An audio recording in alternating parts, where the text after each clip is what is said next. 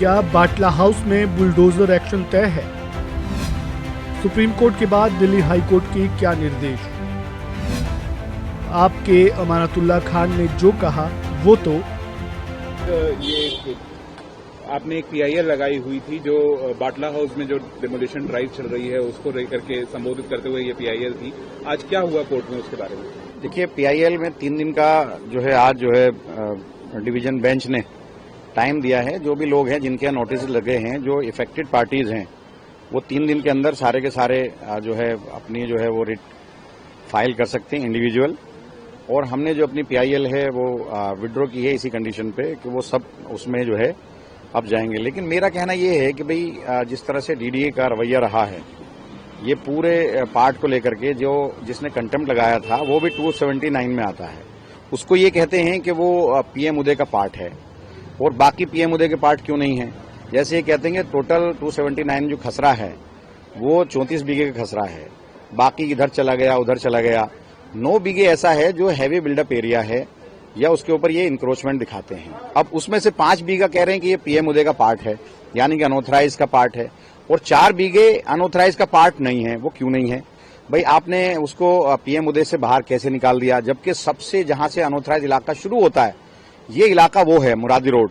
उसके बिल्कुल बराबर में जो है मेन बटला हाउस है। मुरादी रोड जो है ऑथराइज में आता है। मुरादी रोड के बिल्कुल जहां से स्टार्टिंग होती है वहां से अनऑथराइज शुरू होता है। और तकरीबन 71, 72, 73, 80, 80 से 70 के बाद से लोग वहां रह रहे हैं। 50 साल 54 साल वहां लोगों को हो गए।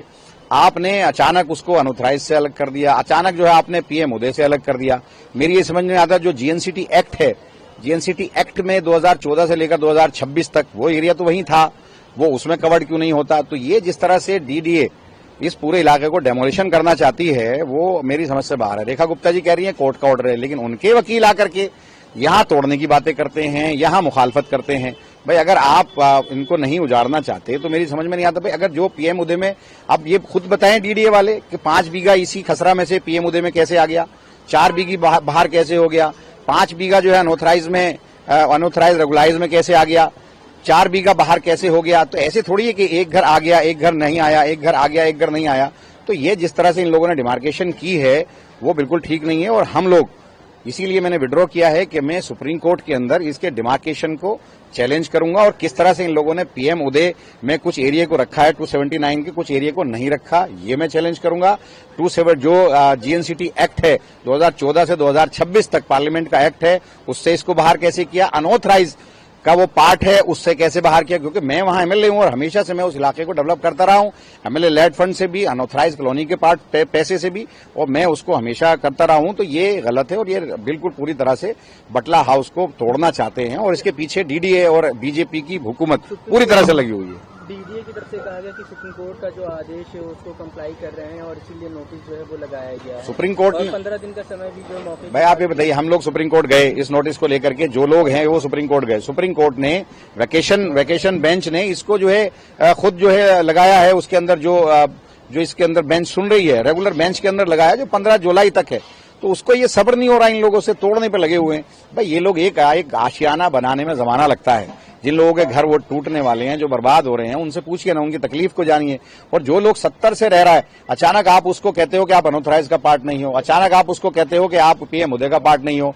कुछ एक घर पीएम उदय का पार्ट है, वही आदमी जिसने कंटेम्प्ट लगाई, मतलब वो भी 279 के अंदर आता है, लेकिन उसका घर पीएम उदय में है, उसको बचा दिया, उस पर नोटिस नहीं लगाया। क्यों? क्योंकि वो इनसे मिलकर के उसने सेटिंग करके उसने जो कंटेम्प्ट लगाई थी, जिसका ये उसको फैज दे रहे हैं, फायदा दे रही है बीजेपी। सर क्या स्टे है या देखिए 3 दिन का टाइम दिया है कि 3 दिन तक वो पूछ रहे थे उससे कि भाई आप ये इंश्योरेंस तो दे के जाओ कि 3 दिन तक आप डेमोलिशन नहीं करोगे। तो डीडीए की जो वकील है वो 3 दिन भी नहीं दे रही थी वहां। आपने भी सुना, वहां सारे लोग थे, वो 3 दिन देने को तैयार नहीं, उनका तो बस नहीं चल रहा, नहीं तो रातों रात तोड़ दें। अब तो डिवीजन बेंच ने कहा है कि 3 वर्किंग डेज में सारे लोग, जो लोग भी इफेक्टेड हैं, जिनके यहाँ नोटिस लगे हैं, वो किसी भी कोर्ट में आ सकते हैं, उनको आजादी है। अपने जो डेमोलिशन के जो नोटिस लगे हैं उसको वो चैलेंज कर सकते हैं। तो क्या कोई कोर्ट ने स्टे लगाया है, कोर्ट की तरफ से कोई स्टे लगाया गया है डेमोलिशन ड्राइव पे या नहीं? उन्होंने 3 दिन का टाइम दिया है, तो मैं मान के चल रहा हूं कि जाहिर सी बात है 3 दिन का वक्त तो तमाम एजेंसीज देंगी, ऐसा तो नहीं है। जब कोर्ट ने कहा है कि 3 वर्किंग डेज में अपना सारी जो एप्लीकेशन, हम तो स्टे के खिलाफ ही, उसके डेमोलिशन के खिलाफ ही तो आए थे, तो मान के चलिए कि ये 3 दिन तो हैं।